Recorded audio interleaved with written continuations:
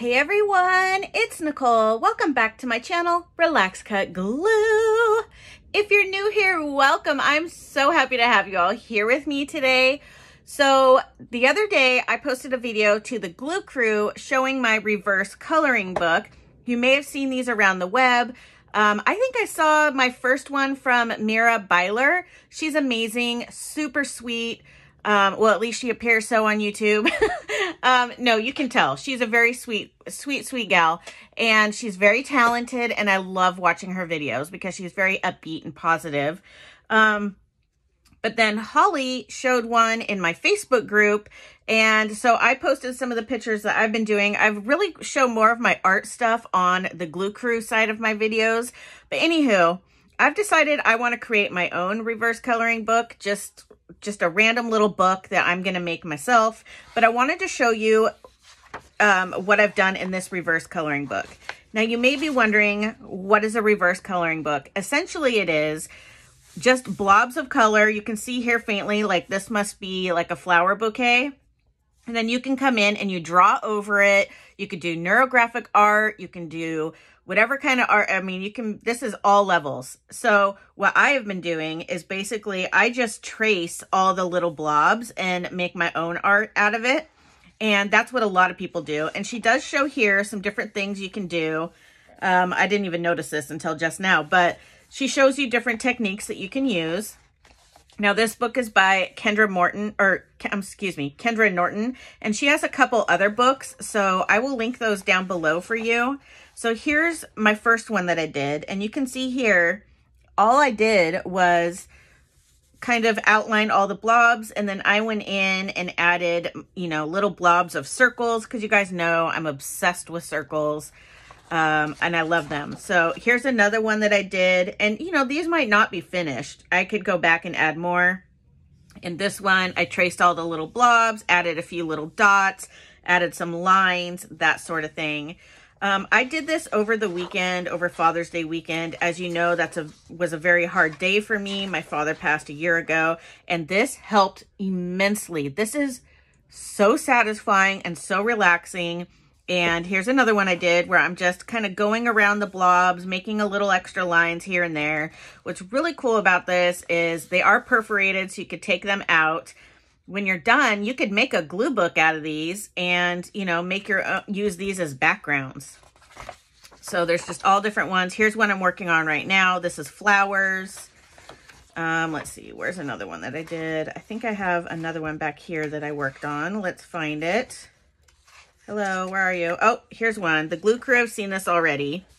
So this one, I did neurographic art over the top of it, and then I added all these little circles, and I'm not sure if I'm done with this one yet or not. I might go and add more later, maybe bring in some white, those kinds of things. So this one was really fun. Let's see, I swear I had, oops, I found another one. Hold on. There's so many pages in here. So many fun pages to create. Let me see where to go. Here it is. This is the one I worked on last night. This one might be my favorite. I absolutely love it. So yeah, I decided I'm going to break out my watercolors and I'm going to make my own. So like I said, here's her coloring book. Absolutely love it. Super great. Good paper in it as well. So what I did is I took my watercolors. I can link these down below. People ask me about them all the time. I love them. I think they were about $20, maybe less. But I've had them the entire time I've had my channel, and I still have tons of paint left. So these work really well. So what I did is I have some cardstock. It's not even watercolor paper. And the reason why I did this is I'm going to scan these and then print them on cardstock as well. I could just draw over my painted lines, but I want to scan them so that it can be ink that I print on. 'Cause sometimes when you go over watercolor, it's kind of chalky a little bit. I just don't want to run into that. So my goal is I'm going to cut these in half this way, which is why in most of these you'll see white right here. I'm going to cut these in half and make a little book for myself. So this is kind of what I have. You can see my paper's all wrinkly and stuff because I just use cardstock. So cut this in half, and everything is very messy, nonchalant, because I'm going to go back through and just doodle over these. You know what I mean? And then I did some that were a little bit more covered to give me a little bit more to do. And then there's like this one here where I did some more little doohickey things. So yeah, I'm just going to continue doing this, and then I'm going to make myself a little book. And so far I would have 2 pages here, 4 pages, 6 pages, 8 pages. So I need to make quite a few more of these. That way I can make myself a little book, and maybe I'll make one and give the other one away. We'll see how this turns out. But yeah, so I'm going to use my cinch machine and do a wired top here so that I can just kind of flip it over. But I'm actually so obsessed with this right now. It's not even funny. It's the most relaxing thing I've done in a very long time. So I'm going to switch over now to voiceover and kind of chat with you guys while I'm creating these. Be right back. All right, guys, it's voiceover Nikki in the his house. Okay, so while I was creating these, I just had some music on, and you might be able to tell I'm holding my paintbrush very loosey-goosey. Sorry, loosey-goosey. I'm such a weirdo. I held it very loosely because I want my paint blobs and circles and everything that I'm drawing to be very wonky, and I don't know. I want there to be lots of things to like doodle over, and I don't want everything to be so perfect, and I tend to really focus on things being so perfect. So I really just barely held the paintbrush in my hand and just started creating and, you know, just letting go. And I tried to this was really hard for me, and I'll tell you why. Because I had to keep it very abstract, no design in mind. And that was hard for me because, you know, you don't want there to be, well, at least I don't. I didn't want there to be like an exact watercolor image. I want to be able to like doodle over these and stuff. So I didn't want it to be like perfect, I guess. You know what I mean? Because I want to doodle over them and have it be kind of abstract-y and wonky and stuff. Because I personally absolutely love abstract art. So I am so excited to color over these or draw over these. And I've been using my little kind of micron pen dupes that I got from Temu, and I absolutely love them. I was telling the glue crew about it. So you get, I showed it in my first Temu haul. I think I get, let's see, I'm looking at them right now. 1, 2, 3, 4, 5, 6, 7, 8, 9, 10 different sizes in the pens. And it works really well. So in the beginning, when I showed you that neurographic art piece that I did over one of the pages in Kendra's book, I used the number 20, and it's a brush pen. Oh my gosh, it was so satisfying. Oh, I love these pens. And I love microns too. People ask me quite a bit what kind of pens I use for my doodling and neurographic art. I use all kinds of pens, but one thing that they all have in common is I like permanent markers. I do not like to use water-based markers when I'm doodling. It's just a personal preference. So I love to use Sharpies. I know sometimes people have a hard time with the scent of Sharpies because it can be a little pungent for some people. But I do love Sharpie. I use those a lot. Plus they're inexpensive, relatively speaking, when it comes to like drawing items or drawing pens, because sometimes they can get pretty pricey. But anytime I'm at a store and they have any kind of like stationery area or office supplies, I always look at pens. I'm a bit of a pen whore. I absolutely love pens and markers. I have so many. It runs in my family. My sister is also the same way. So we love to obsess over pens and markers with each other. Seriously, I get so excited over like new pens and stuff. I do. I love them. I totally lost where I was going with this. But anyways, oh yeah. So I use Sharpie, and then one of the ones that I really use a lot is called, I think it's by Pentel. Let me see if I can find one in here. Oh no, that's a Sharpie one. Oh yeah, no, that's not it. So it's called, I think it's by Pentel, and it's called a medium point drawing marker. I don't know. I'll see if I can find it and put it in the description box, but I use that one quite a bit. So any kind of permanent marker, and I get all different sizes, fine point, thick, whatever. And I do look at the Dollar Tree as well. I did buy some permanent markers from there, and they weren't the best. In fact, I bought that big pack you've seen probably a ton, where it's like super fat permanent markers. There's like a red, a blue, and a black that comes in the pack. Don't buy those. One of them didn't have any ink in it at all, and the other two just like kaput with after one use. So, you know, it's worth a shot to try things, see what works for you. But yeah, basically any kind of black marker is my go-to when it comes to doodling, but I like to look for permanent markers, and I get them in all different sizes. So like look at Walmart. Sharpie has lots of different styles of pens as well, not just the main ones that you're used to. I have a couple others that are extra fine point. So yeah, and even when you're doing things like this, if you get one of her reverse coloring books, you can use just a ballpoint pen if you want, you know what I mean? Or you could use color pencil, whatever medium you want to use, you can use. So you don't have to use exactly what I use. You can use anything. And like I said, I'm using these cheap markers from Temu. So yeah, I like to use whatever I can. And you don't have to use just black. You can use, in fact, when I'm done with this, making this book, I plan on using some of my colored permanent markers, like Sharpie style pens. And so I think that would be really pretty. And you guys know I'm obsessed with that gold pen that I have. So I intend on using some gold in my drawings as well. So just have fun with it. Listen, it doesn't have to be a work of art. And if it's not your favorite when you're done, collage on it. Make it your background. And I bet it will look freaking amazing if you add a focal point to it. Sometimes just covering up a little bit of it makes it look so amazing.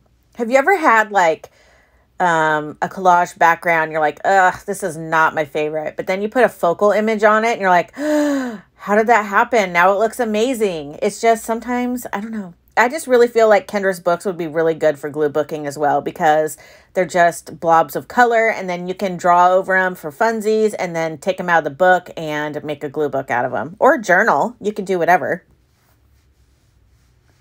She has a couple more books, like I explained, and I intend on getting those. This book that I have was graciously given to me by a subscriber. Her and I have talked privately. Oh my gosh, she's so sweet. She sent this to me when Bob was going into the hospital. It was on my Amazon wish list, and she left me the sweetest note, and it meant so much to me that you guys really rallied around me during that time, and I can't thank you guys enough. And this was just one of those gestures that hit me in the feels. It just really did. And I wanted to give you guys an update on how Bob is doing. If you're new to my channel, my husband had colon surgery 2 months ago, so he's still recovering. It was a very intense surgery. He spent a week in the hospital. And then previously in November, he also spent a week in the hospital for the same thing. So we've been dealing with, my husband has had issues the whole time we've been together. And has been hospitalized a couple times for it, and actually almost passed away from it. But I wanted to give you an update. My husband is doing fantastic, you guys. I had a feeling in the beginning of this process. Bob was understandably very nervous about having the surgery. It was incredibly stressful for him. I mean, it made him physically ill. He was so scared about the surgery. But I reminded him that this could be a life-changing surgery for him, and I was right. And I'm not saying that to toot my own horn. I'm just so happy that I was right. I tried to stay very positive for my husband so he wouldn't go into the negative aspect of what could happen with the surgery, because there could have been some really negative things. But thankfully, everything worked out great. My husband is eating like I have never seen him eat before. And it's just, even my kids are like, whoa. My husband would be very sick when he would eat before, and didn't eat very much, and he's very skinny, and now he's happy, he sleeps better, he has a better stomach situation going on, without getting into too much detail about that. If you know what I'm talking about, you know.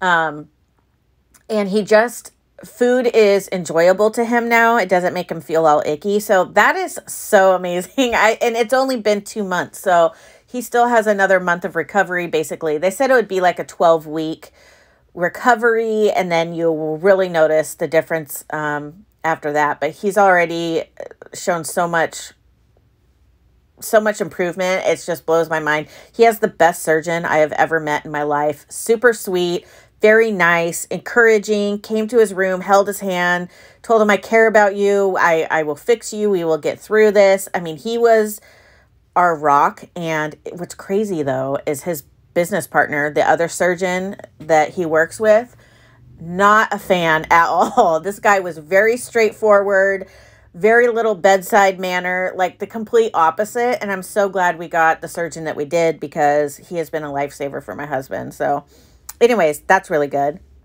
And then I wanted to give an update on my dogs, if you've been following along with that. I used to feed my dogs. Well, one of my dogs has dry food and wet food every day. And then Sherman, or Xena, does that. And then Sherman has just wet food, and he had dry kibble for the first 8 years of his life. And then this last year he's had wet food for medical reasons, and it actually was phenomenal for him. It worked in his favor to have wet food drastically. The problem is, several times my dogs have been incredibly sick from bad cans of food, even though everything is, you know, not expired. We get it delivered to us every month. It's fresh, it's new, but they still have been getting sick. And it's happened about 3 times, I think. So this last time they both got really sick. So we cut that out of their diet, and it was a week of hell.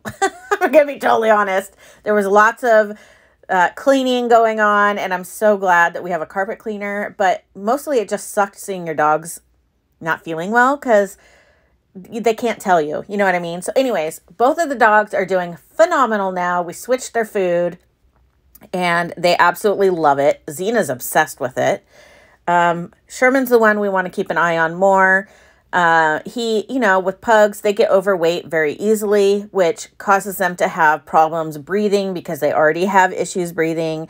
So Sherman, we have to really make sure that, you know, he's eating enough, but not too much to where he gains too much weight around his neck. Being a male pug, they get a lot of fat around their neck, and then he has breathing problems. So we're just kind of keeping an eye on it, seeing how this food works for him. And he loves it. He absolutely loves it. And I tell you one thing, wet food with a pug is the messiest thing ever. Oh my gosh, because their face is flat. He'd have it all over his face. It'd be all over the floor. He'd be snorting, and it would be flying everywhere. It was so gross. So part of me is glad that he's not on the wet food anymore, for that reason. But also because I don't want my dogs getting sick again. So anyways, that's an update on them. Sorry if that was boring for some of you, but a lot of you have asked about them. So I just wanted to update on that. So this page I'm really excited about. I love circles, which I've mentioned, I think, in this video already. But I think a circle page is fun because you can just trace around them. You can doodle around them. You can turn them into flowers. You can turn them into faces. Like, you could really have a lot of fun with these little circle blobs. So I'm excited about this one. I think I'm going to do a couple more pages with circles, because I think one I'll turn into roses. Another one I think I'll just doodle on, and I don't know. I did this. I use composition books a lot for my doodling. I really like the paper, and they're inexpensive, and if I lose it, I lose it. Although I'd be devastated because my art is in it. But I did this with one of my reporter composition books. I went through and I watercolored it, and I've showed that to the glue crew, and then I doodled over the top of it. Oh my gosh, so fun. So basically, I've been doing reverse coloring books before I even knew it was a thing. But yeah, it's been super fun. And then I even watercolored, and then I used some of my like clear rubber stamps, and I stamped on it, and then like doodled around those stamps. I have one that turned out phenomenal, in my opinion. Glue Crew, if you know what I'm talking about, it's that one where it was like pinks and oranges, and I did teal stamps and colors on it. You might remember that one. So Anywho, yeah, so I've been having a lot of fun with this. Who knows? Maybe when I'm done with my little book and I've doodled over everything, maybe then I will turn it into a glue book and then collage over the top of it. Oh my gosh, wouldn't that be fun? Okay, I might have to do that. I mean, what else am I going to do with it when it's done, right? I mean, it's art, yes, obviously. But you know, why not just get more use out of it and also turn it into a glue book? We'll see how this turns out. I'm curious to see how they look when I scan them and print them. Now with this one, I wanted to add, and I'm going to make more of these, where I add more kind of drips and stuff like that. And then I sprayed a little bit, or not sprayed, but, you know, tapped the brush so I could get some dots to fall on there and stuff. And one thing that would have really helped is drying some of the watercolor in between. I did want some bleeding between colors, so I did it purposefully. But then in some of them, I forgot that I had like orange and stuff like that in there, which doesn't go with teal. I mean, it goes together, but when it collides together, the color is like brown, so not so cute. Side by side, yes, love it. And you can see here, I'm basically using the same colors because I get obsessed with the color combo: a hot pink, teal, yellow, lime green, that kind of stuff. So I tend to use those a lot.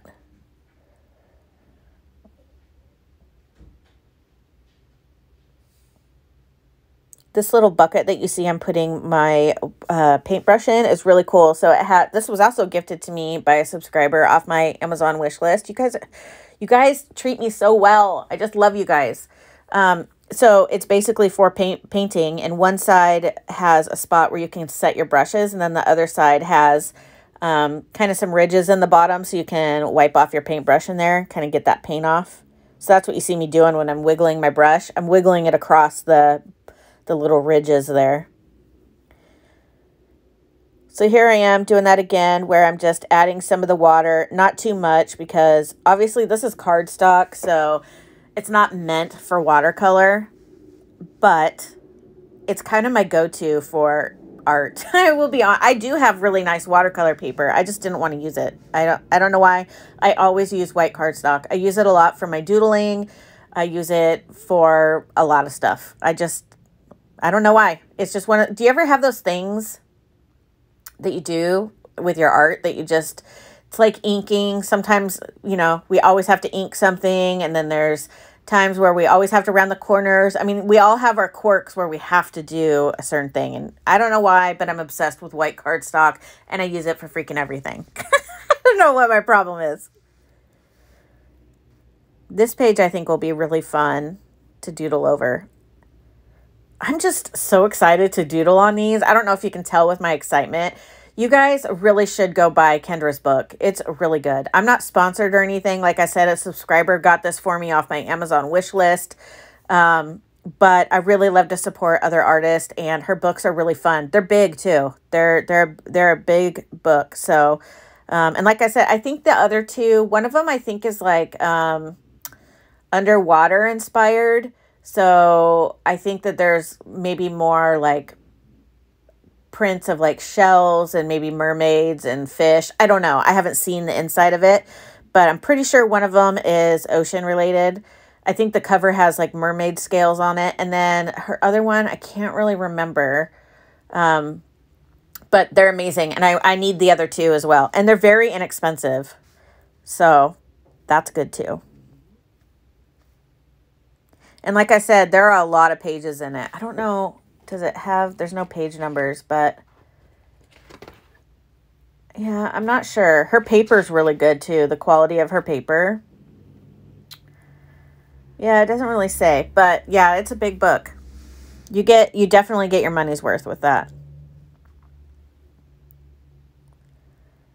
And you know what's fun about this, about making your own, if you don't, I feel like the reason why I shared this is because I feel like there's two people. There's the person who wants the book because they don't want to paint all the pages themselves. And then there's people who are like, ooh, I can make that. I want to make it myself. I'm both of those people. I want her books because I want to just be able to sit down and doodle. But then there's a side of me where I'm like, I want to make my own as well. So I'm going to still purchase her books, but also make my own at the same time. I'm both of those people. I was so inspired that I just had to make my own. We'll see how they turn out. I don't know. There I am, very loosey-goosey. And this is just my first time doing this, so I will have fun with it, that's for sure. But I will learn what I like and don't like about each of the drawings as well. So this is just an experiment.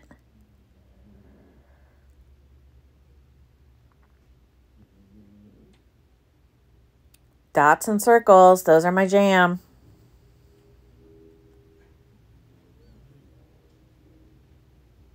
I have so much to do this weekend. We have family coming over for Jackson's birthday.